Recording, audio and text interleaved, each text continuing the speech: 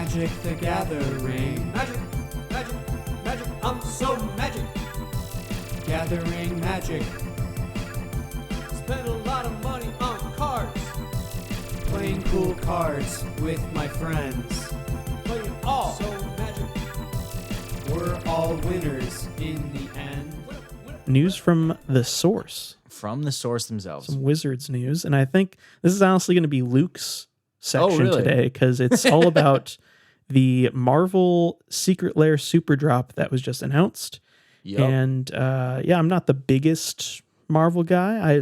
I like the Avengers here and there. You like the movies? I like the occasional Iron Man movie, I guess. Okay. Okay. That's about the extent of my knowledge. But Luke, on the other hand, is kind of a big. In my show notes, I wrote Luke is the comic boy. Yep.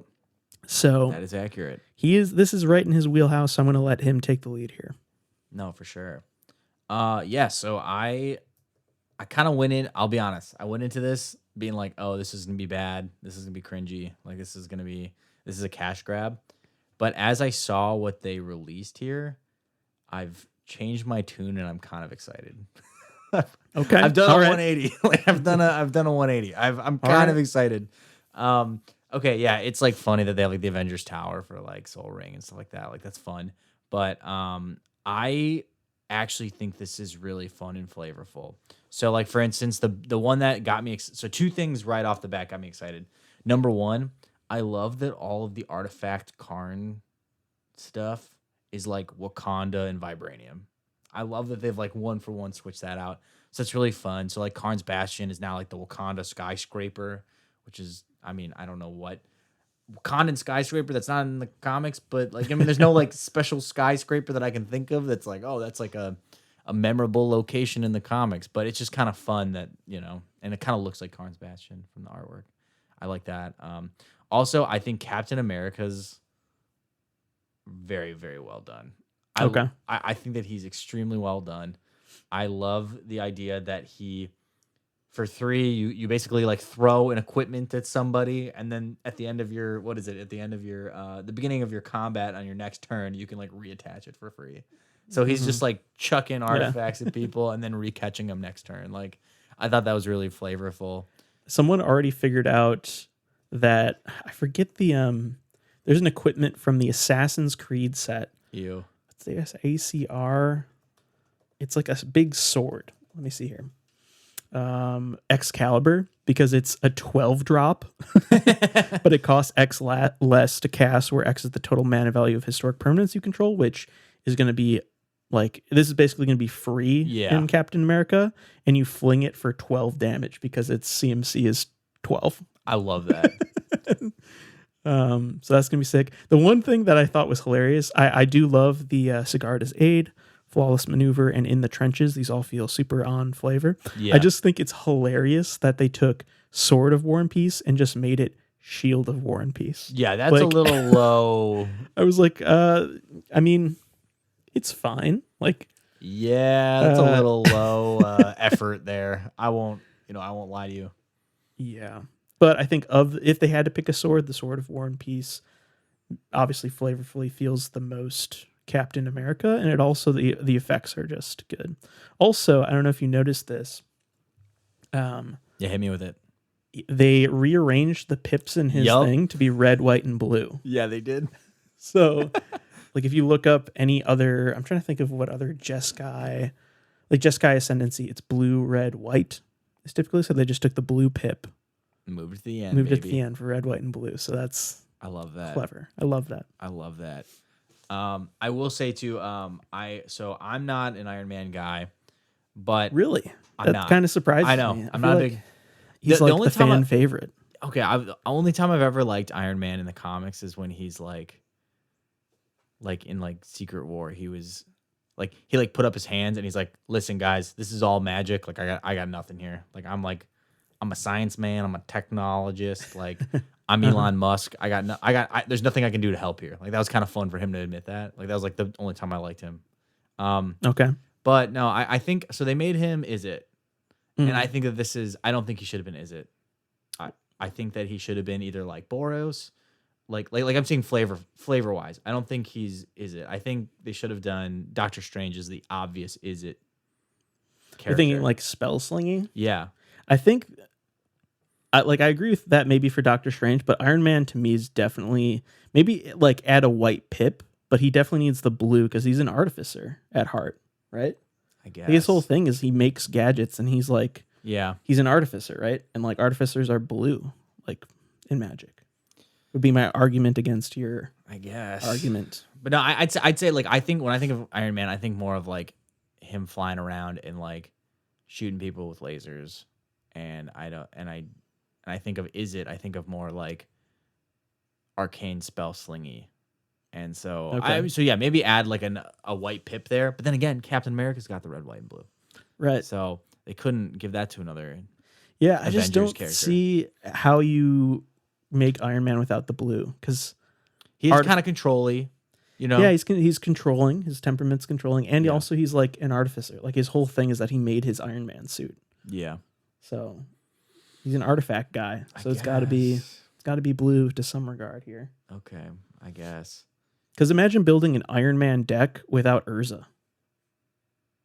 I guess. Oh god, that's kind of crazy to think about. I actually didn't think about that. Right? Mixing and matching Iron Man with Urza. Ooh. Yeah. Well, they feel very synonymous, or they feel like good kind of reflections of one another to some extent. Yeah. They're both kind of like hard-headed, like savants in artificing. So You know what they'll probably do? They'll probably make Doctor Strange just like pure blue. Probably make him mono blue. maybe. Maybe. I guess you're this is your wheelhouse, so I'm gonna trust your judgment on this. My one point, I guess, against it is Or that like blue white, maybe they'll make him. I don't know. like a controlling, like Azorius control type dude. Yeah. Yeah. I guess I don't really know Doctor Strange that way. So I guess we'll see. Also too, like if we scroll down more, I thought this was very random, but they went with the last two that they announced was Wolverine and Storm. And I was like, Storm, that's kind of random. mhm. But I mean it's cool. I'm down with it. And yeah, I thought it was funny that they made her you know, like green, blue, red. Mhm. I would think of her as, honestly, like the red is kind of random. I would think of her more as green, blue. Okay. Not She's- not again to butt in Yeah. here, but her name is literally Storm, Yeah. and red is like the storm color. So Oh God. much like how Iron Man is like an artificer, I mean, Storm not Okay. being storm centered would be insane. yes. Okay, well, Like- I'm thinking of her as more like from the comics. Like she's like the hippie nudist that lives in Africa and like does her own thing. Mhm. She leads the X-Men for a while. She marries T'Challa. Like Mhm. I don't know. I'm thinking of her more as like hippie earth water lady, not as Oh, yeah. like Teamer is like that to a T. It's like all about elementals and like using the elements as we know them to like manipulate them in a way. I guess I'm thinking of red as like angry. And I don't see her as angry. Okay. I don't see her as like wrathful or angry. Okay. But I don't know. I thought she looked really cool. Also, I like that they gave her a mohawk, her lightning bolt. She's got like the mohawk. Was that It's like a fun. thing? Yeah, At it's like a first. thing from the comic.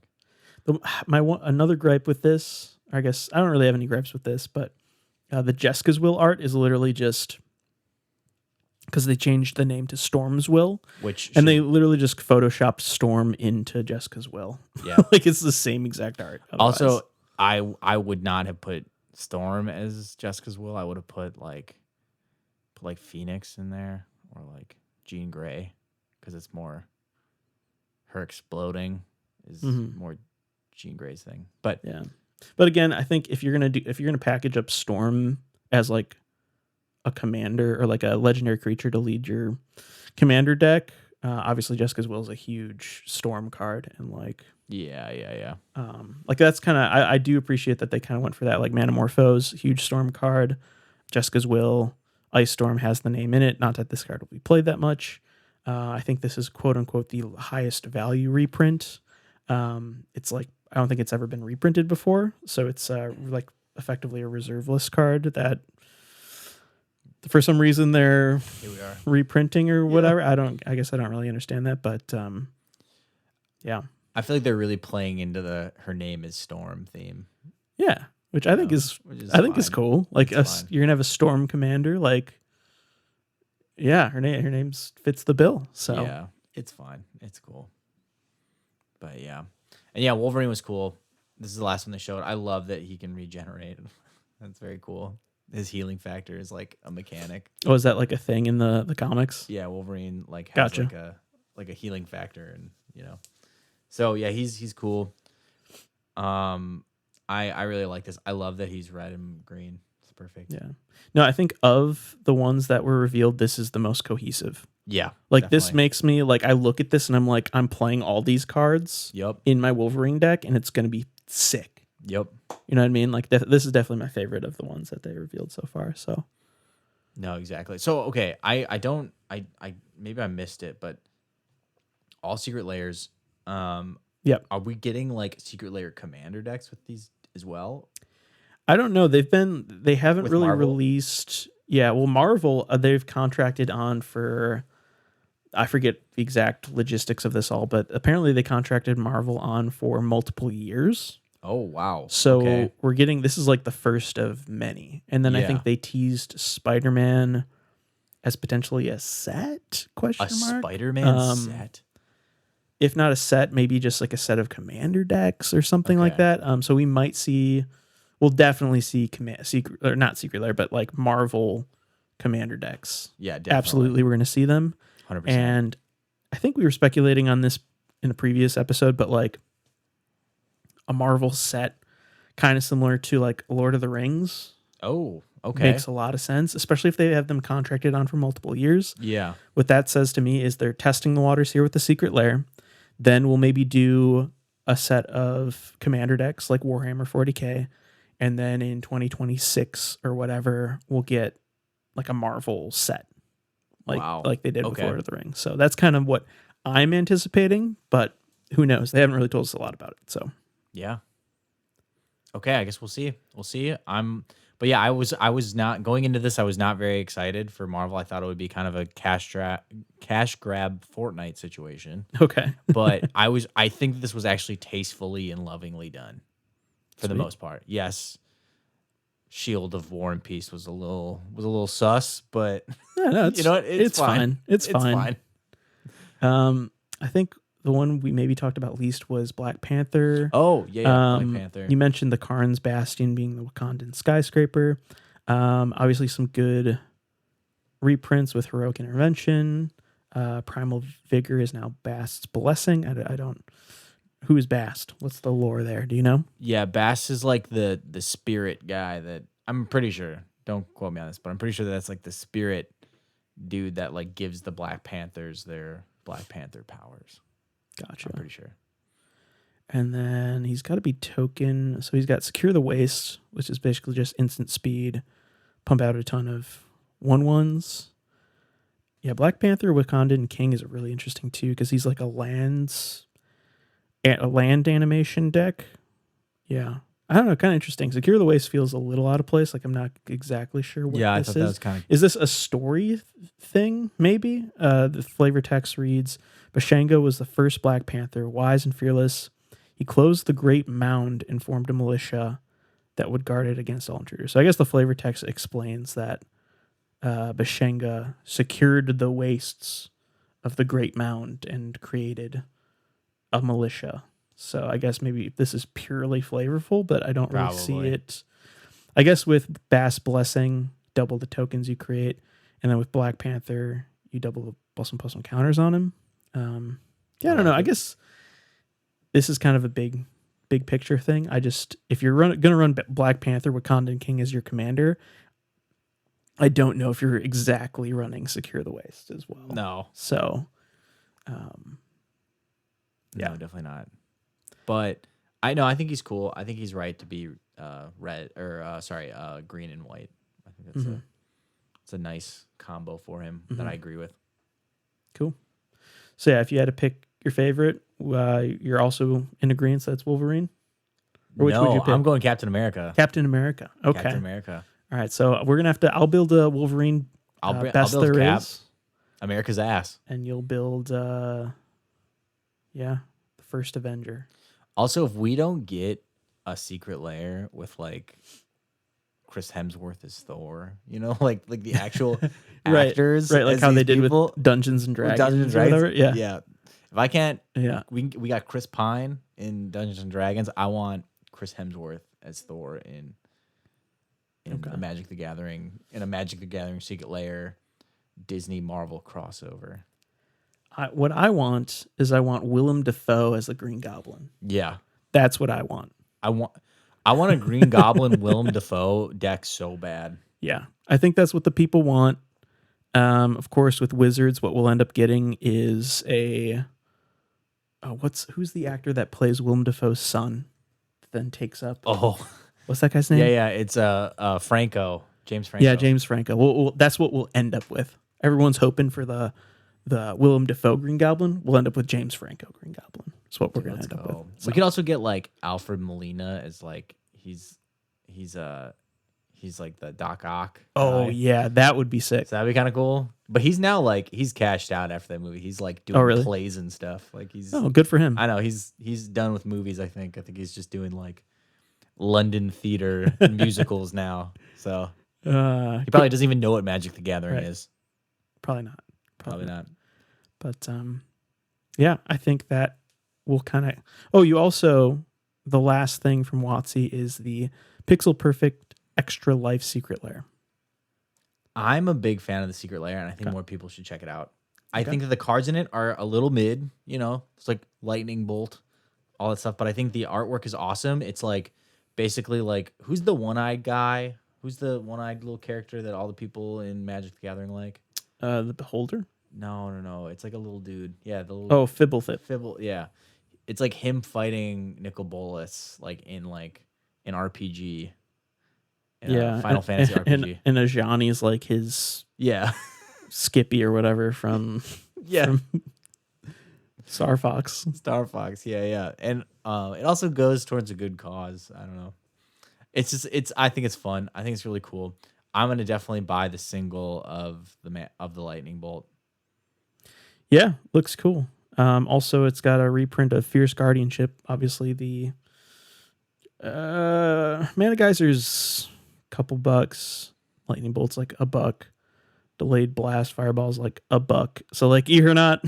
The reprint value is not here. Obviously, Nope. It's for charity. It's for charity. It goes to Extra Life, so that's for sure why you're picking this up. And then also just for the super dope Fierce Guardianship, which will probably this printing of it in particular will probably sit around $30. So There you go. give money to charity, get a sweet Fierce Guardianship, Lightning Bolt, Mana Geyser, and Delayed Blast Fireball.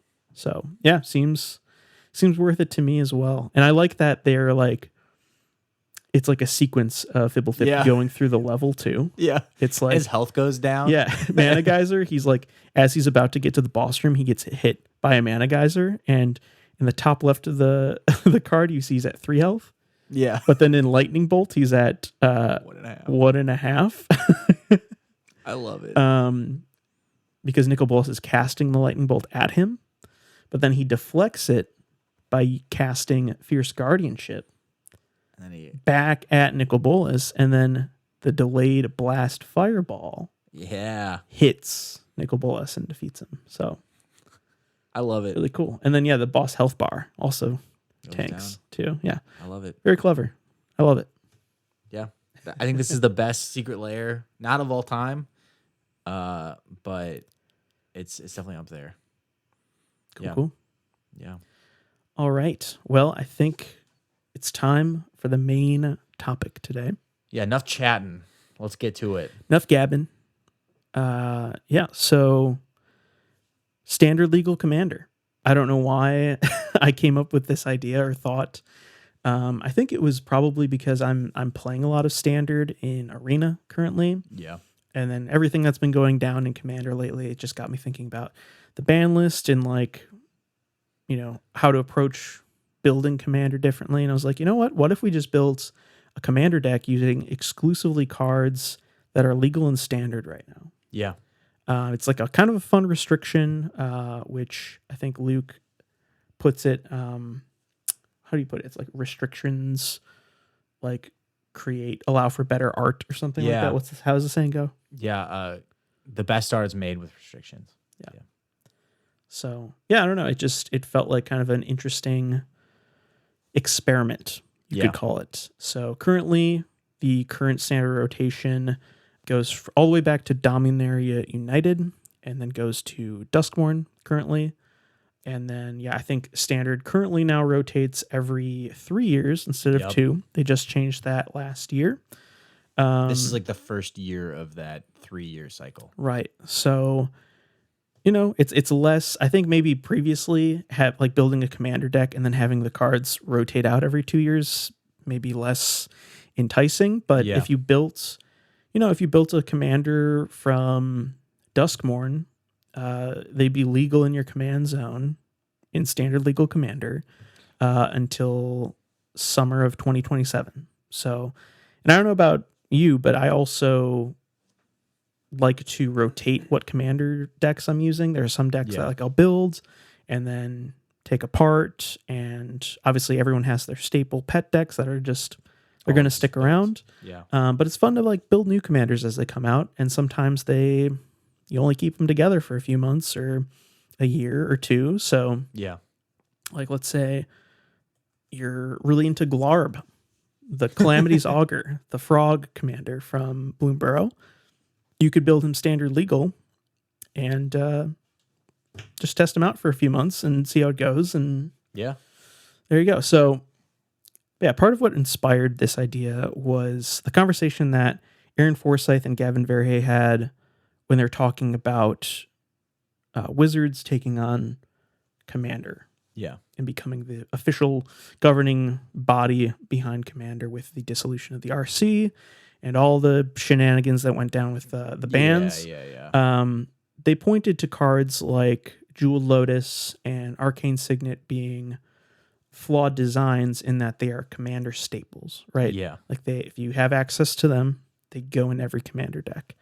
And what's interesting about standard legal Commander is you don't have access to Sol Ring. You don't have access to Arcane Signet. So you're kind of forced to work around and work with, we'll get into the decks we built because we each built a standard legal Commander deck, and you have to work with the jank that's given to you. For example, I built a deck that has green, and instead of having all your 1-mana dorks, having access to your Elvish Mystic, your Llanowar Elves, all those, I'm running they're all 2-mana dorks. Just 100% worse. Right? But that's part of it. You have to it allows this kind of interesting dynamic to deck building where you have to work with what you're given, right? Work with the restriction of building within the standard legal climate, I guess you could call it. And it's funny too because in things like the dollar bulk or Pauper, you're limited by, you can play cards from any generation of Magic, but it's got to be a common.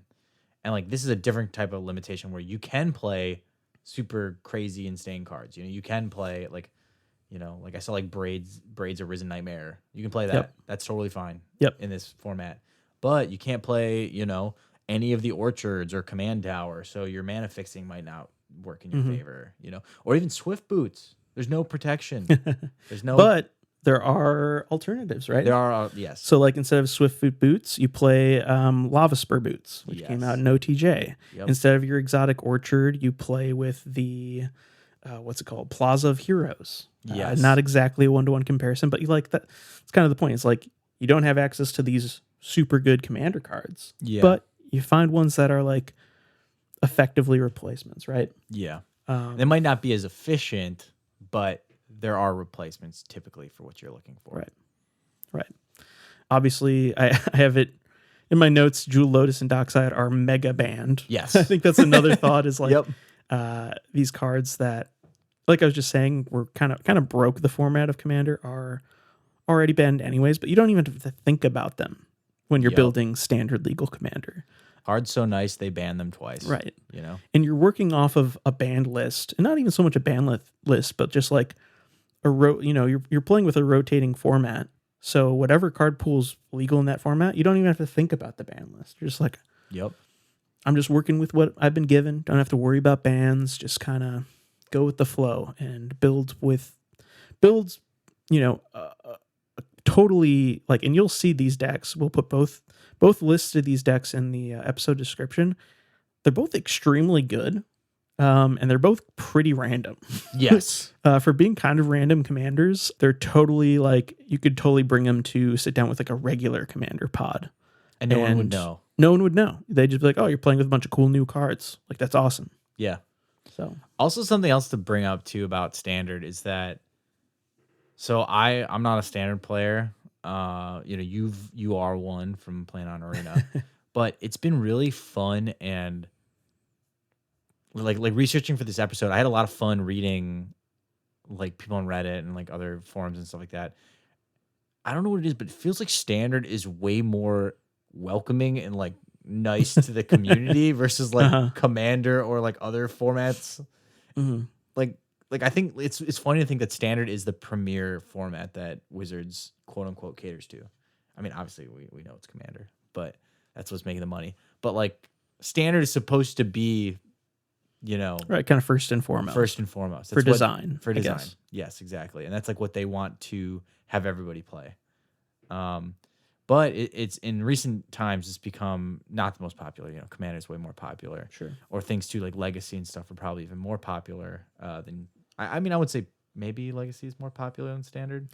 I think 'cause it's Legacy's maybe more niche. I think it's obviously Or Modern. I mean, sorry, Modern is probably more popular. Yeah, from a competitive perspective, for sure. Okay.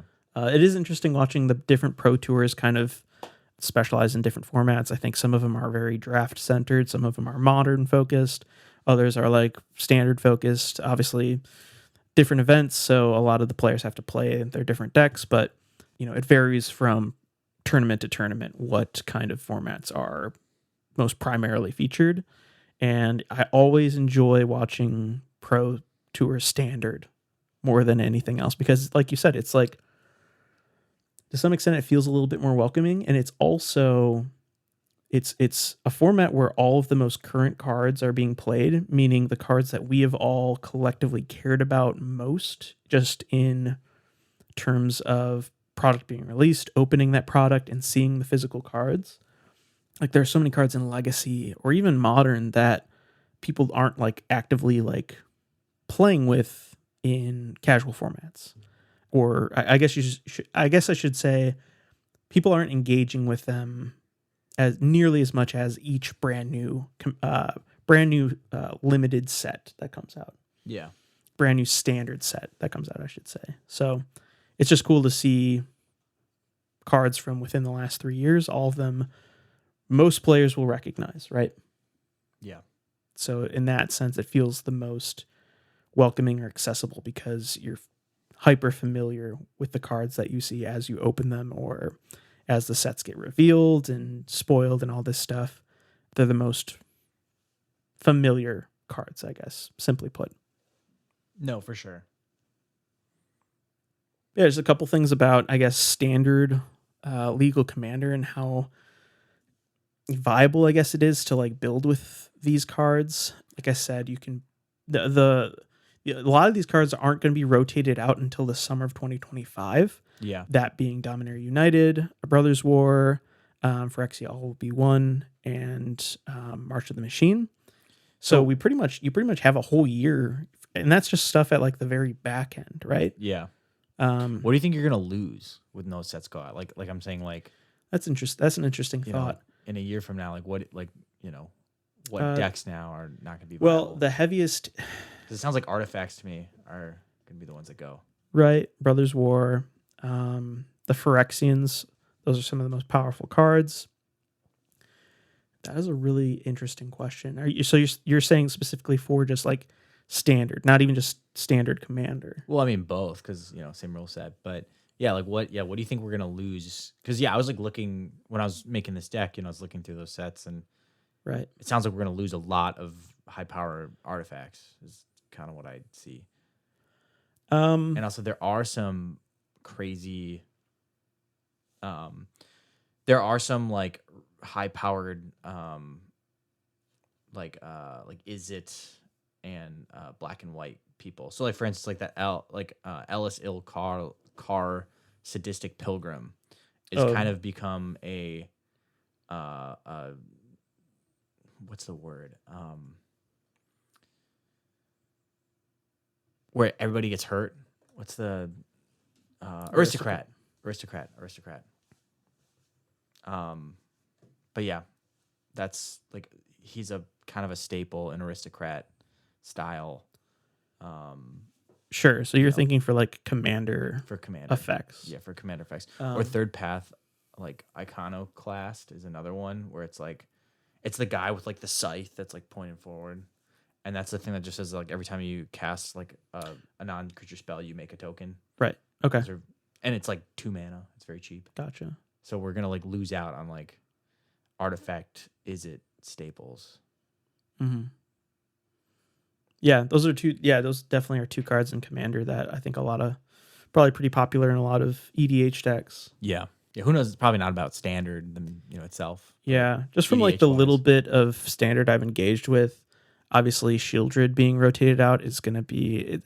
It's not going to like super impact the format, but Shieldred just being as powerful as she is going to bring a lot of black decks down a peg. Roaming Throne for the if we're talking about standard legal commander, Roaming Throne just being it's one of the most busted. Yep. I guess that's LCI though. So this is that'll stick around. If we're talking just cards that are gonna rotate out standard, rotate out of standard in summer of 2025 from the sets that I mentioned earlier, there aren't a ton that come to mind actually. I think there's a set of Painlands that were released in March of the Machine or Brothers War. I think they're Brothers War actually. All the Painlands got reprinted. So that's going to be tough for fixing, but I think we just got all these. Yeah, all the Painlands were reprinted in Brothers War. So it's going to be sad to see those go, but we've got these new like pseudo dual lands from Duskmourn that came out that I think are going to be maybe not better, but yeah, they're going to basically effectively take that same slot in those decks. So yeah. we don't have to worry about lands being impacted too much because I have a feeling that the next set after Foundations will complete the full set of these dual lands because Duskmourn did 5, and so this next set will do the other 5 of the color pairings. So okay, that's typically how these land cycles release. They don't drop all 10 all at once. It's usually like one set will get 5, and then another set down the road will get the other 5, usually kind of back to back. So, which is exactly what happened with Brothers War got half of them, and then Dominaria United got the other half of the Paintlands. Mana base wise, probably not like super impacted. No, I think it's really just the Phyrexians. Yeah, Traxa. Seeing those go is going to feel kind of bad, but are you sad to see them go? I'm like not like I'm not. Flavor wise, I don't really like the Phyrexians, but they are extremely powerful, so I do like casting them, obviously. Yeah. But yeah, just scrolling through kind of the more expensive cards that are legal in Commander right now, there's not a ton that's going to impact the standard format. No. Once they're rotated out in summer of 2025. So again, if you're building a standard legal Commander deck, it's going to be good for like at least a year, if not more. Yeah, you got time, guys. You have time. Get in here. Yeah, get in here. Join us on this journey.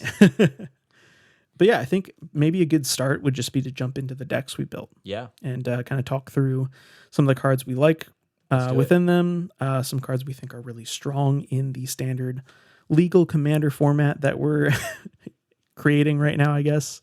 So yeah, I'll let you take it away, Luke. Yeah, so my so the commander I chose to go with came from Thunder Junction, and it's Bruce Tarl, Roving Rancher. And he's for 2 and a red and a white. His ability says oxen you control have double strike. And then when Bruce Tarl, Roving Rancher enters the battlefield or attacks, exile the top card of your library. If it's a land, create a 2/2 white ox creature token. Otherwise, you may cast it until the end of your next turn. So kind of my idea with this deck, first of all, the artwork is amazing. I saw that. Like, He is very cool. yeah, I saw this artwork like when the set came out, and I was like, oh, I kind of want to build him. So this was a great opportunity to do that. And yeah, so basically what I'm trying to do with him is that I'm trying to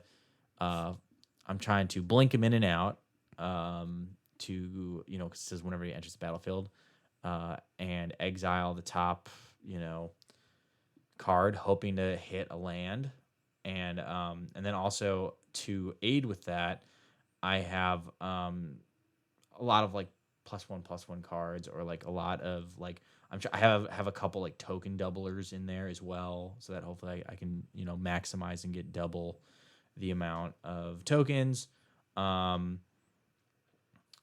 Yeah, so that's kind of my attitude. Also, fun story. So he's got a little thing in here that says, Oxen you have double strike.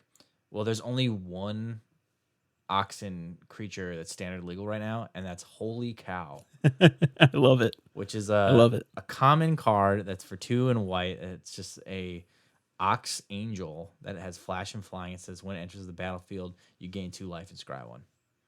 So that scrying could help you actually low key for this ability, because you can, if it's not a land and you want to blink him right after you play Holy Cow, you can maybe hit that land drop that you need to hit. But yeah, so that's kind of his whole idea, is just to make a bunch of Ox tokens that have double strike. And so yeah, so it's kind of some notable cards in the deck here. So for starters, we were talking about Phyrexians that are going to go into extinction. Mordrak Glory Dominus is one of the Phyrexian horrors that has very metal artwork, and it's a legendary creature that says if one or more tokens would be created under your control, twice that many of those tokens are created instead. And then you can sacrifice 2 of those artifacts or creatures, and you can put an indestructible counter on the creature, on Mordrak Glory Dominus. So that's like, it's basically a doubling season, or not doubling season. It's a what's the other doubling season? That's Are you thinking like, well, there's Primal Vigor. Primal Vigor. Yeah, and I also, full transparency, I helped Luke build this deck. Yes, he did. So I saw you added Mondrak. Yeah. And so I immediately picked up what you were putting down a little bit. I was like, oh yeah, this is going to be a tokens deck. Yeah. And also with Bruce Tarl being ETB, this is like, it enters the battlefield. So like almost all of your creatures that I added are like ETB triggers. Okay. And so we've got, we also added Elish Norn, the new one, Mother Machines, that is basically just a Panharmonicon. It's 5 mana, 4/7 with Vigilance. If a permanent entering the battlefield causes a triggered ability of a permanent you control to trigger, it triggers a second time. And then I also added, where is she? Delny, Streetwise Lookout. Yep. And the key ability here is if an ability of a trigger you control with power 2 or less triggers, that ability triggers a second time. So there are a lot of creatures in here that are power 2, that have ETB triggers, so that are going to be basically doubled by Delny, doubled by Elish Norn again, and then if they create tokens or what have you, will then be doubled again by Mondrak. So it's like, yeah, that's what the whole thing we're focused on, is pumping creatures, Bruce Tarl and his Oxen being first and foremost. Yep. So it's actually like a pretty sick deck as I was like getting into it. Yeah. One of my favorite cards in this deck is basically just like bad Sun Titan. His name is Ogre Chitterlord. Let's go. He's for 4 red and a red. You get a 6/5 Menace Ogre Warrior. When it enters the battlefield or attacks, create 2 1/1 black rat creature tokens with this creature can't block. Then if you control 5 or more rats, each rat you control gets +2/+0 until end of turn. That's so good. So this is like an Oxen and various other types of tokens deck, essentially. Yeah. You want to go as wide as physically possible, and then throw down your Moonshaker. And then also, this was a card I wanted to point out to you that you're going to love for this deck in particular. It's from Duskmourn. Okay, interesting. It's one of the new room cards. Okay. It's Dollmaker Shop and Porcelain Gallery. The Dollmaker Shop is a 2-mana enchantment room. Whenever one or more non-toy creatures you control attack a player, create a 1/1 white toy artifact creature token. So it's a token generator on one half of the card. And then the second half is the win con. For 6 mana, Porcelain Gallery, creatures you control have base power and toughness equal to the number of creatures you control. So good. That's death. Yeah, it's crazy, dude. That is an insane effect. So yeah, pretty much we're just creating all the tokens we physically can and then pumping them up with either Porcelain Gallery or Moonshaker Cavalry. All this, guys, without a soul ring. Yeah, which is interesting because, like, how do we ramp into these spells? You got to get creative. Gotta get creative. You got to get creative. That's the best way. Also, too, you can get a lot of help too from like from like treasure tokens and stuff like that. You know, like there's like Collector's Vault, which is kind of a newer token generator. Have you read the card Generous Plunderer at all, Luke? Generous Plunderer. This card is it's probably one of my favorite cards from the Big Score, which was the like subset of Outlaws of Thunder Junction. I think all of the Big Score might be my favorite set of the year. Wow. All those cards are cool. Like there's not an uncool card in the Big Score. And I actually recently got to play this in Cube. And this card just rules. It's a 2/2 for 2 with Menace, Human Rogue. At the beginning of your upkeep, you may create a treasure token. When you do, target opponent creates a tapped treasure token. And then whenever Generous Plunderer attacks, it deals damage to defending player equal to the number of artifacts they control. And in Commander, people usually have a ton of artifacts. So, plus this gives this, obviously giving your opponent a treasure token is bad, but it's a tapped treasure token, so they can't even use it this turn cycle. Yeah. And plus, they're going to be playing their mana rocks. They're going to be generating treasures of their own. Yep. This is just a cool card. And it's a 2-drop. It's 2-drop. That is like effectively, it's ramp. I mean, even if you don't attack with it, if you don't ever attack with it, it's giving you a treasure every turn. So, heck yeah. Yeah. Anything else you want to kind of point to in this list? I kind of like just some of the thematic things, like some of the like Bovine Intervention, because Path Swords and Path of Exile are not legal in Standard, so you have to get creative with it. So your removal is Bovine Intervention, and also it fits with the Ox theme. I thought that was kind of funny. Another one too was this one. This card's actually like I see this in a lot of decks now, but the Getaway Glamour one, which is it's like one of the spree cards, and it lets you. It has a flicker effect, but then also it has destruction too. You can, I don't know. I like these spree cards. I hope that these come back, where you pay a little extra and you can do as many things as you want. Yeah, pick and choose a little bit. Yeah, it's a modal card. Modal card with different costs. Yeah, they're all pretty good. So yeah, no, I think this is going to be a fun deck. I'll point to just like one more card, maybe. Yeah. I'll point to 2 more cards. Sure. One that I think is kind of like this. One of the staples of this deck is Nahiri's Resolve. It's basically a teleportation circle / Conjurer's Closet that also gives your creatures +1/+0 and haste. And it's not just like this card is cracked, actually. I mean, it's 5 mana. So it's a 5 mana enchantment that gives your creatures +1/+0 and haste. But at the beginning of your end step, you can exile any number of non-token artifacts or creatures you control and return them back to the battlefield at the beginning of your next upkeep. So that's kind of why it's not fully a Conjurer's Closet, because if you blink everything, you have to wait until your upkeep for them to come back. Yeah. So pretty risky, but if you're in a good position or you don't feel like someone's going to pressure you, you can Nahiri's Resolve your entire board, and then during your upkeep, just boom, everything hits the table again. You get all the triggers. You can stack them how you want to. Yeah. Those are some of my favorite plays while playing Flicker decks, is just like, hey, let's exile my entire board, bring it all back in at once, and have all the triggers hit the stack in the way I want them to, and just pop off all in one big kind of explosive way. You can play into this Nahiri's resolve by casting something like Dawn's Truce, which isn't quite Teferi's Protection, but it's pretty dang similar. Yeah. I'm seeing this in a lot of decks right now. Yeah, it doesn't phase. The issue is it doesn't phase you out, but like it gives you permanence. You and permanence hexproof until end of turn, and then it also has gift a card. And if you gift that card, your stuff gets indestructible. So I don't know. There are ways like once you've pumped all your tokens out onto the board, with Nahiri's Resolve, you exile all your non-token stuff, which leaves you kind of open. But as long as you have some of these tokens you've created, you can block with them.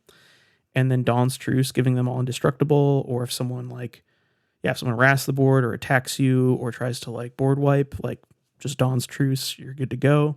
Everything hits the board in the beginning of your next end step, and you're off to the races. So there's some it's a pretty like interactive deck in a way you want Flicker decks to be.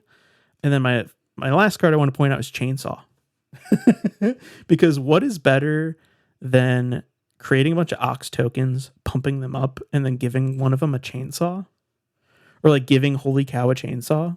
I love it. Like that's just the coolest thing ever. Yeah. So, and thematically it fits. I'm just kidding. It doesn't. Yeah. But it's cool though. It doesn't. I just love the mental image of either giving Holy Cow or even just Bruce Tarl, this dude who's like he's riding an ox. Yeah. And he'll just be wielding a giant chainsaw. Heck yeah. Heck yeah. I'm here for it. I'm here for it. All right. Any final thoughts on your Flicker deck here? No final thoughts, but yeah, I will say this is my first venture into Flicker, and it's kind of a weird concept. It's not something I'm used to, but I think this could be fun. Yeah. Yeah. No, I'm a big Flicker guy.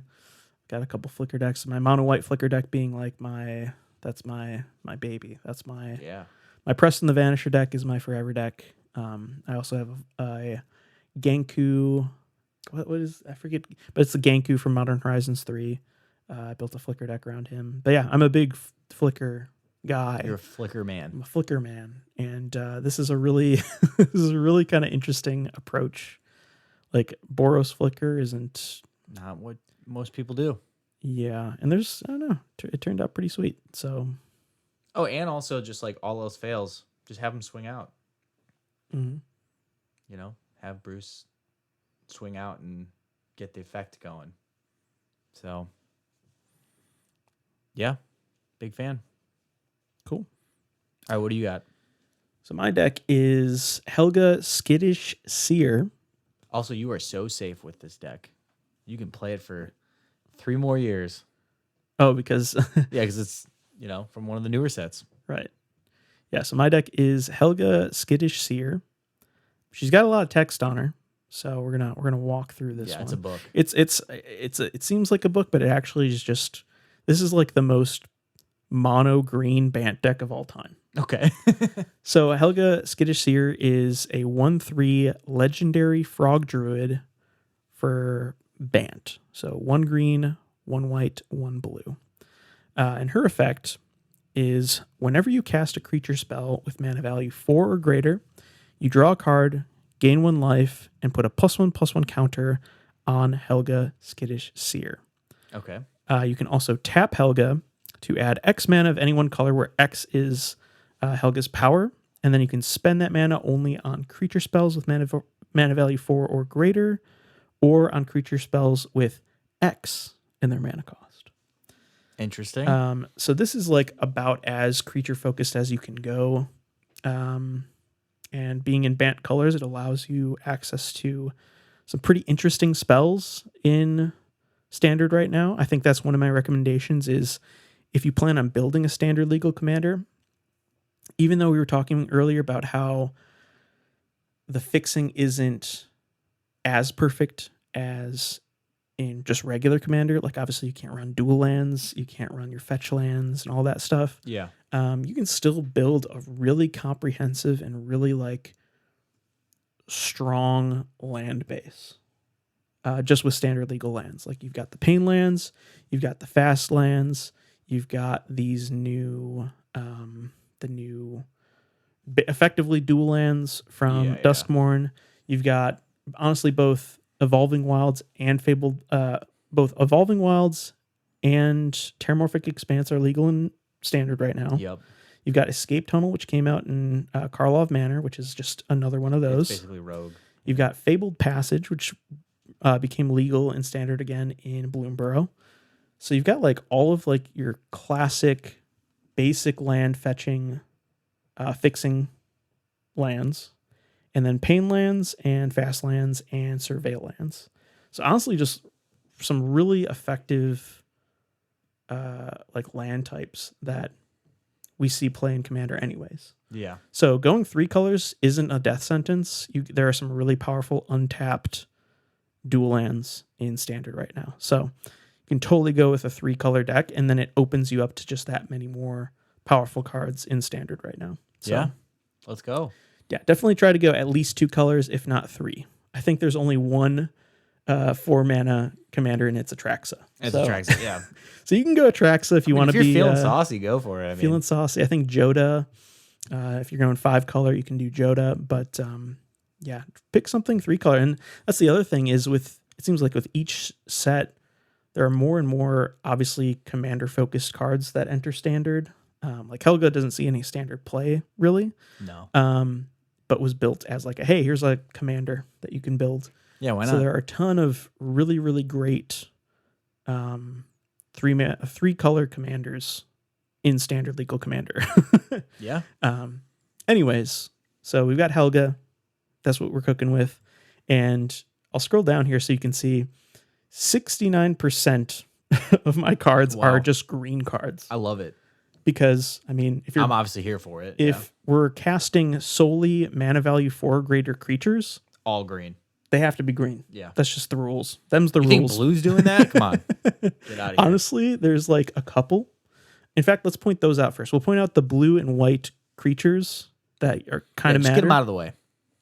We'll get them out of the way, and they're actually some of like the better ones. Oh, also too, for the audience, there are 38 creatures in this deck. Yeah. Oh, yeah. Continue. Had to do it. Yeah. I think I've got 38 lands and 38 creatures, and who cares about the rest? Everything else, no one gives a shit. So yeah, the kind of bigger the bigger blue and white creatures in this deck are going to be obviously Moonshaker Cavalry. You got to have it. It's just like a win con for standard legal creatures. Obviously in Luke's deck, it was creature tokens, that's where Moonshaker Cavalry really sings. But if you're running 38 creatures, it's the same thing. It'll still get the job done. It's not quite as good as in a token deck, but with all your huge mono green trample things you're going to have on board anyways, Moonshaker Cavalry is almost just as powerful in this deck. So that's our big white one. As far as blue goes, we've got a new one from Duskmourn. We've got Overlord of the Flood Pits. Have you looked at any of these Overlords yet, Luke? No, I haven't. So yeah, all of these Overlords from Duskmourn have instead of suspend, they have impending. Suspend, I think you take the time counter off in your upkeep. Impending, you take it out in your end step, which it's not ideal, but it feels very similar. It plays very similarly to suspend. Okay, gotcha. So even though this is a 5-mana creature, you can cast it for 3 earlier on, and then just add the time counter. So it basically puts it on 4 like turns. technically 3 turns, because you're casting this and you take a counter off in your end step. Okay. So, but yeah, it's basically 4 turns, because taking it off in the end step of your 4th turn, it doesn't really matter, right? It's just it'll enter, and then a lot of these have enters effects, right? Wait, here's a weird question. Can this be negatively affected by proliferate? Yes. Okay. Yeah. Okay, Which is why suspend but I mean, proliferate isn't that prevalent in Commander anyways. There are certain decks that, really lean into it. And if you're playing against those decks, feels bad. But how often does that happen? Not very often. Yeah. So I think these cards are great. Overlord of the Flood Pits is the blue one. There's one for each color. It's a 5-mana 5/3 with flying and impending 4 for 3 mana. And then whenever it enters or attacks, you draw 2 cards and discard a card. So this is a really powerful draw engine in this deck that is also above that 4 mana cost that Helga is looking for. Bonnie Paul, Clear Cutter. I don't know if you've seen this card, Luke, but yeah, I've seen that card. It's 6 mana, 6/5 with reach. When she ETBs, you create Bow, a legendary blue ox creature token with this creature's power and toughness are equal to the number of lands you control, which in this deck there's a ton of land tutoring and stuff like that. So Bow is gonna hit the battlefield with at least 6 power toughness, which is solid, if not more. And then whenever you attack, you get to draw a card and put a land card from your hand or graveyard onto the battlefield. So just good ramp, good draw, and it's also something that triggers Helga. I love too these abilities, or like I love these cards where like they hit, but like really the token that comes with them is like the main star of the show. You know, like a Minsk and Boo. Like I like this. Yeah, cool card. It's a cool card that works really well in this deck. I think I kind of want to point, before we get any further, I want to point to some cards that also lean into this mana value 4 or greater. A couple of my favorites are Outcast Trailblazer, which is a 3 mana 4/2. When it enters the battlefield, you add 1 mana of any color. And then whenever another creature with power 4 or greater enters the battlefield under your control, you draw a card. It also has Plot 3, which is really, really, really good. I love any plot card. They all have really unique effects and like applications, and just giving that to a creature allows it to be a little bit more evasive and also hit the battlefield when you need it to ramp you into a big spell and also draw off that big creature spell. So this is one of my favorite cards in the deck. It's effectively a Beast Whisperer for 3 mana that also ramps you. So it's really, really solid. Tribute of the World Tree is also a similar thing. Yep. For 3 mana, it's an enchantment that when a creature enters the battlefield under your control, you get to draw a card if its power is 3 or greater. Otherwise, put 2 +1/+1 counters on it. So, Mono Green staple. yeah, you just draw a card every time you cast a creature, basically. So, really, really good. As far as X spells go, one of my favorites is the Goose Mother. This is a card Yeah, you were excited about this card. Yeah, I remember when Wilds of Eldraine was previewed, I saw this and I was like, I have to figure out some way of making this card work, and I've not been able to do that because it's not as good as we were all hoping. When we first saw this art piece in the spoiler or whatever, we were like, what is this? This is going to be crazy. It's going to be broken. And the Goose Mother is for X and Simic. So X, a green and a blue. You get a 2/2 Flying Bird Hydra. And the Goose Mother enters with X +1/+1 counters on it. And then when it enters, you also get half of X food tokens rounded up. And whenever it attacks, you get to sack a food, and if you do, draw a card.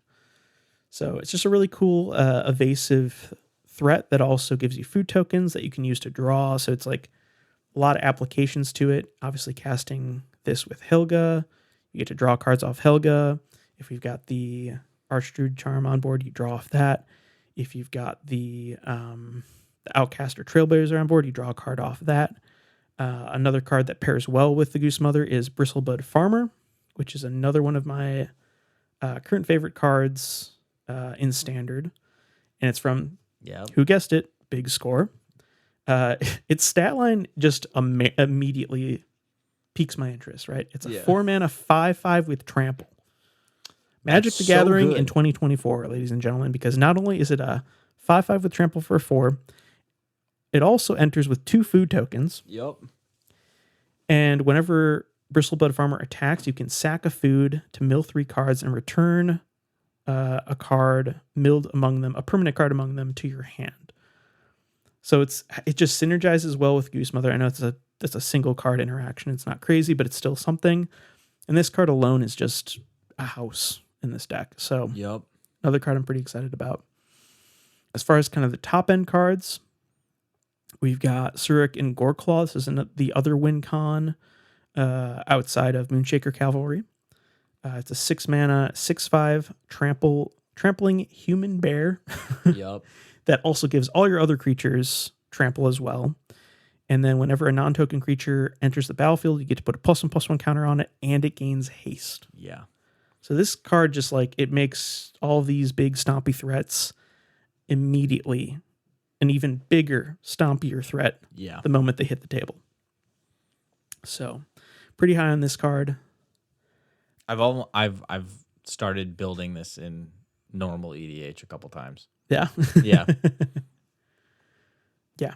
I mean, for a mono green card, it's got everything you'd ever want. Exactly. It's honestly, this is like the Luke card. Yeah, this is green in a nutshell in one card. Is this in Yorvo? This Yeah. feels like a Yorvo card. I think so. Yeah. Just give stuff +1/+1 counters, trample, and haste. Luke's there. He's And all we're in. there, baby. And the artwork is cool. And the artwork is cool. I had to put in, you guessed it, another big scorecard. Gotta love it. Vaultborn Tyrant, probably the most busted green creature we've seen in a long, long time. It's a 7-mana 6/6 with trample. Whenever it or another creature with power 4 or greater enters the battlefield under your control, you gain 3 life and draw a card. Again, this whole deck is creatures with power 4 or greater. So the amount of draw engines I built into this deck is insane, Yeah. considering it's only standard legal cards. Pretty impressive, actually. And then when it dies, if it's not a token, you create a token copy of it. Like, what is this card? This card is like just ridiculous. It's the most ridiculous green card I've ever seen. And it's just amazing. So of course, That's why it's $30. that's why it's a $30 card, because it's just ridiculous.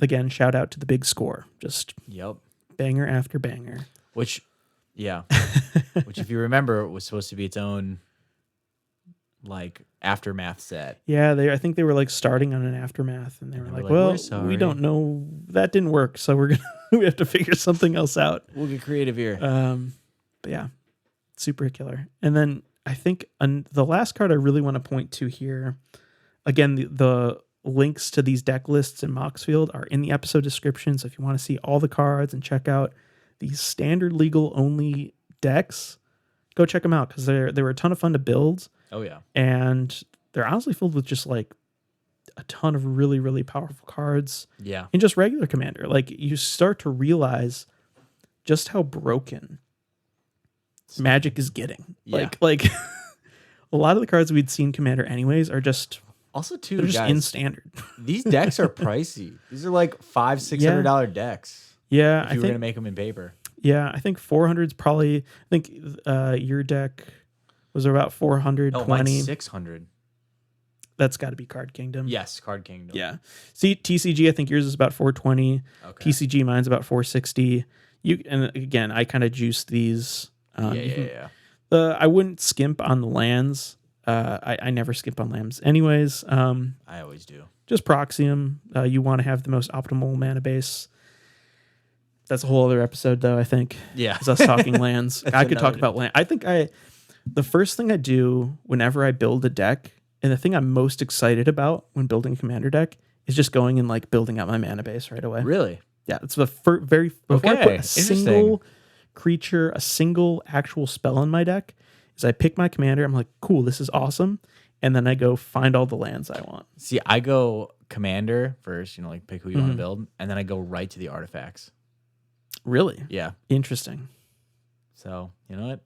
Different strokes for different folks, Yeah, different approaches, I guess. Yeah.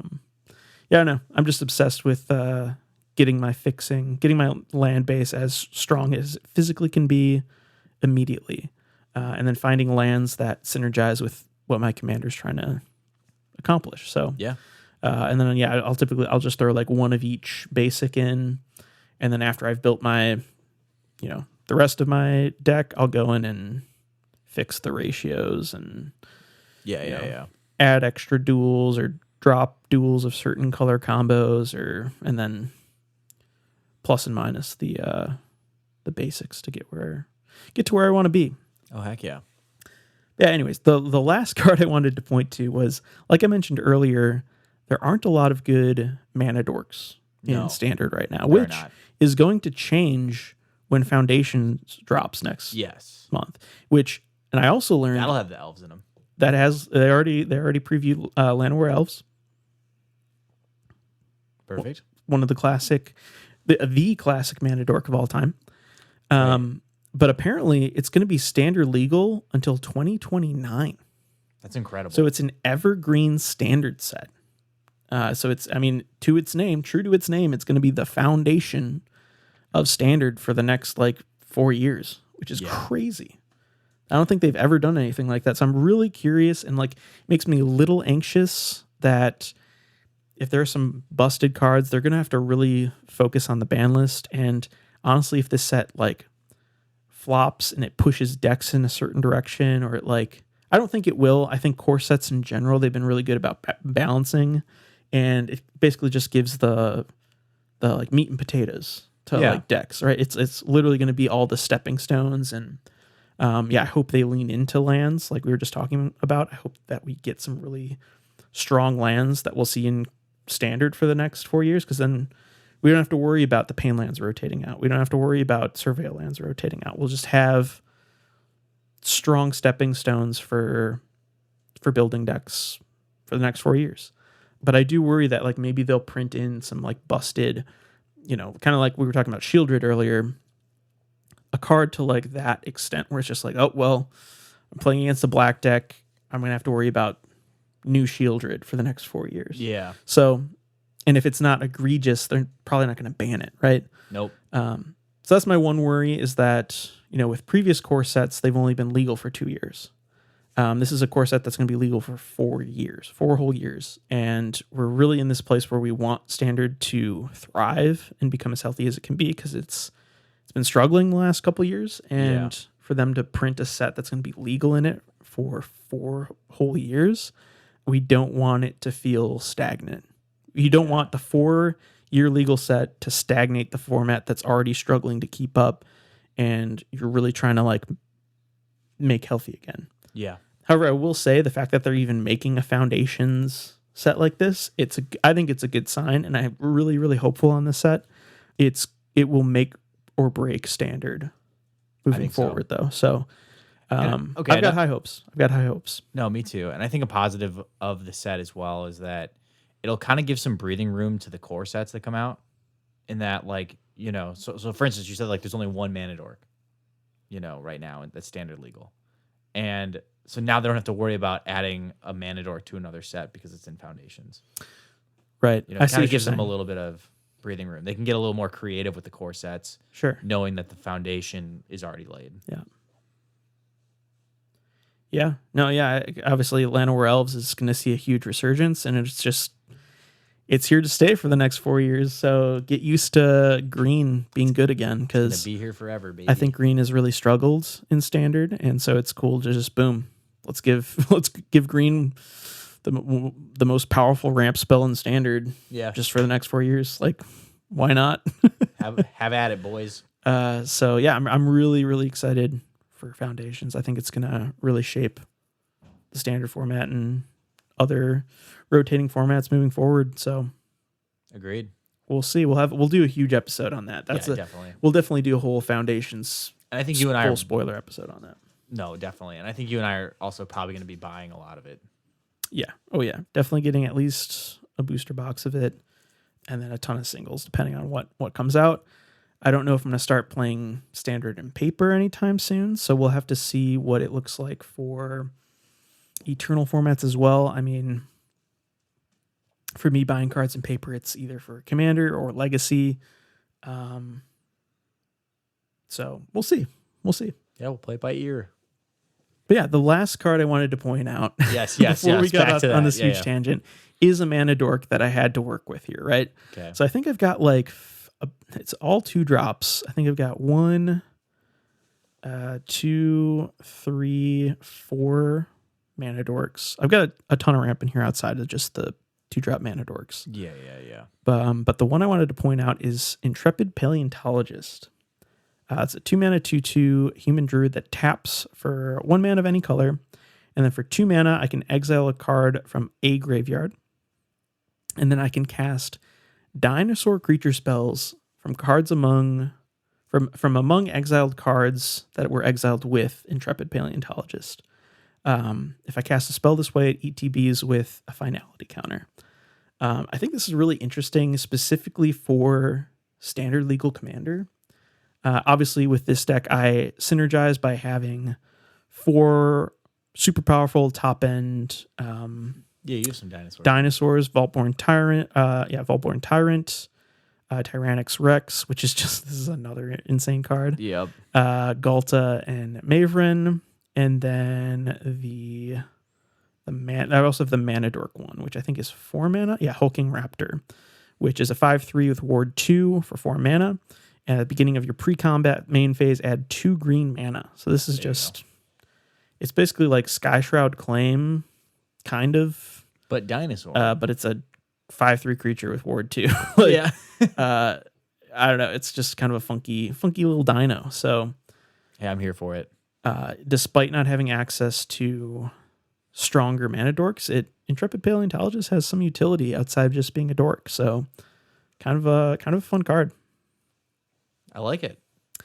But yeah, that's those are kind of the heavy hitters of this deck. This was a really fun experiment. I'm glad we got to build commander decks only using standard legal cards. I think it's a really interesting thought experiment, and definitely recommend that you guys try it. Just to step outside your comfort zone, step outside the arcane signets, the command towers that we're so used to putting in every single deck. Yeah. Get creative with it, guys. Yeah, get creative with it. And definitely, like I said, check out our Helga and Bruce Tarl decks. In the episode description, we have the deck list there to maybe get some inspiration or just check out kind of what we're cooking with here. And let us know what you think of them. All right, to wrap up the episode, we're going to do our classic Scryfall Random Spirit Creature of the Week with 1 free mulligan. And I think with today's episode being so focused around standard legal, let's Scryfall random until we hit a standard legal creature. All right, deal. And that'll be our Spirit Creature of the Week. So deal.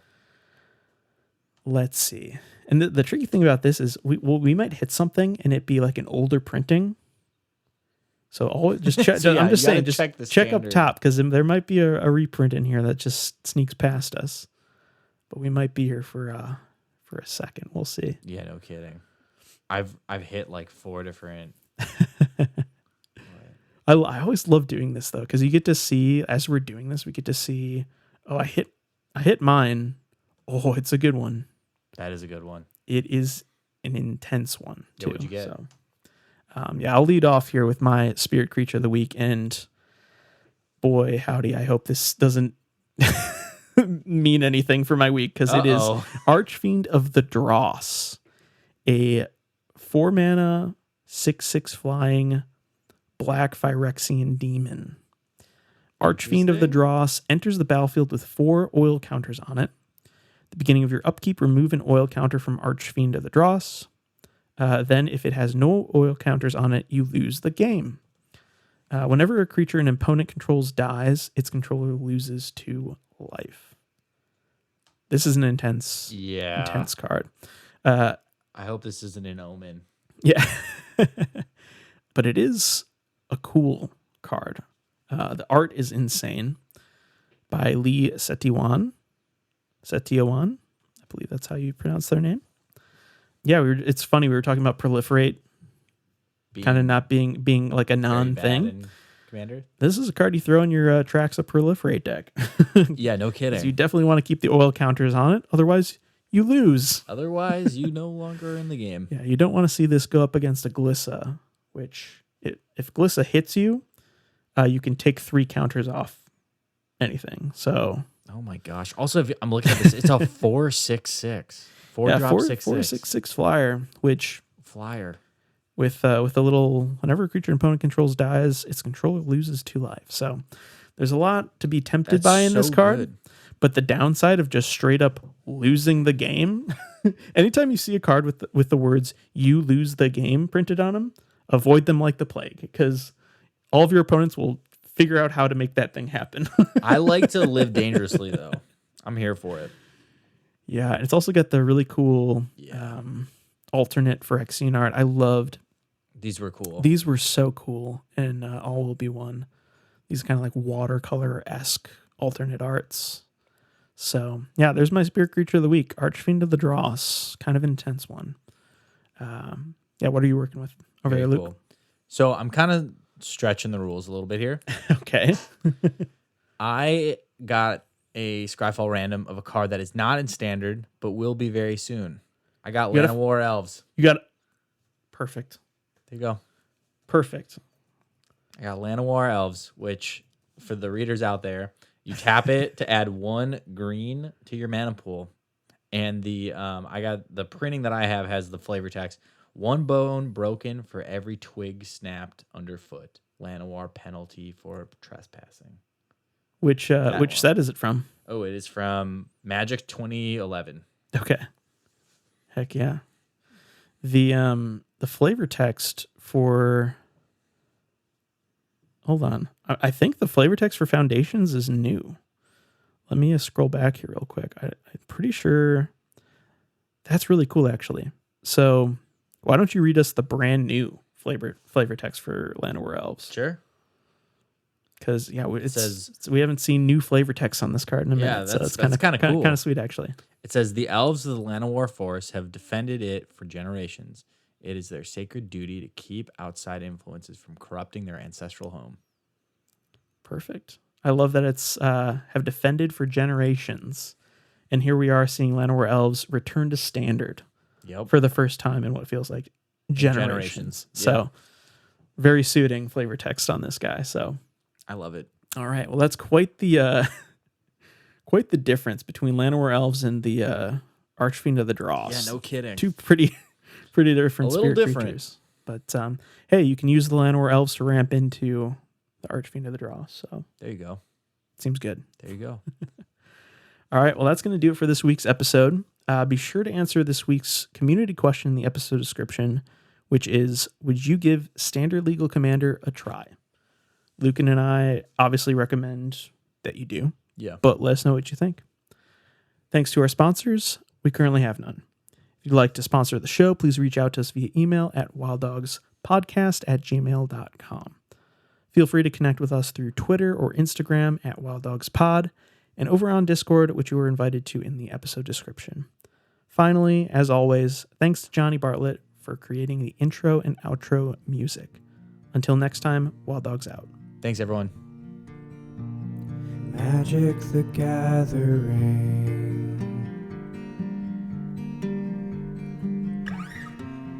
Gathering magic with my friends. Playing cool cards all the time. Tutoring love for all.